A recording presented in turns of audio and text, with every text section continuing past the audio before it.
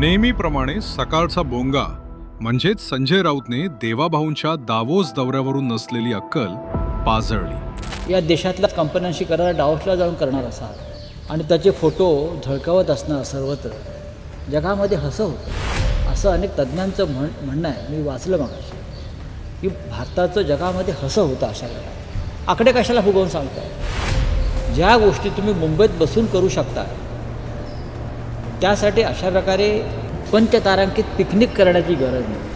अहो राऊत, आपल्याला जर गुंतवणूक, FDI, फॉरेन पार्टनर्स यातलं काही कळत नसेल तर गप्प बसावा ना. पण गप्प बसाल तर तुम्ही भोंगा कसले?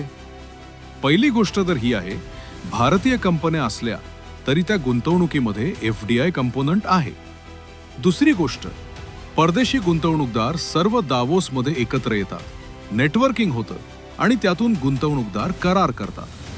तिसरी गोष्ट, तुमचे मालक जेव्हा मुख्यमंत्री होते तेव्हाही दावोस परिषद झाली होती.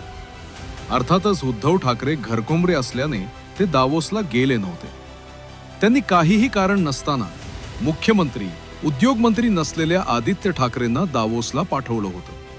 त्यांनीही त्यावेळी भारतीय कंपन्यांसोबतच करार करून स्वतःची पाठ थोपटून घेतली होती. पहा त्यांनी केलेल्या कंपन्यांची यादी. तत्कालीन उद्योगमंत्री सुभाष देसाई यांच्या हँडलवर त्याचे अपडेट आहेत. Byju Goyal, protein Indo Count, ग्रामशी business hub private limited, Renew Power, Sonai eatables, Vishwaraj environment, Tata Realty, GR group of industries, Valiant group या सर्व भारतीय कंपन्या आहेत. उद्धव ठाकरे सरकार 30 ते 40 हजार कोटींची गुंतवणूक आणूनही मोठी कामगिरी केल्याचा गाजावाजा करत होतं. एवढेच काय, आदित्य ठाकरे कोणताही संबंध नसताना परदेश वाऱ्या करत होते. या उलट देवाभाऊ गुंतवणुकीचे दरवर्षी नवे विक्रम प्रस्थापित करत आहेत आणि फक्त करारावरच न थांबता त्या करारांचे 70 ते 80% गुंतवणुकीत रूपांतरही होत आहे. विरोधकांनी टीका करतच राहावी.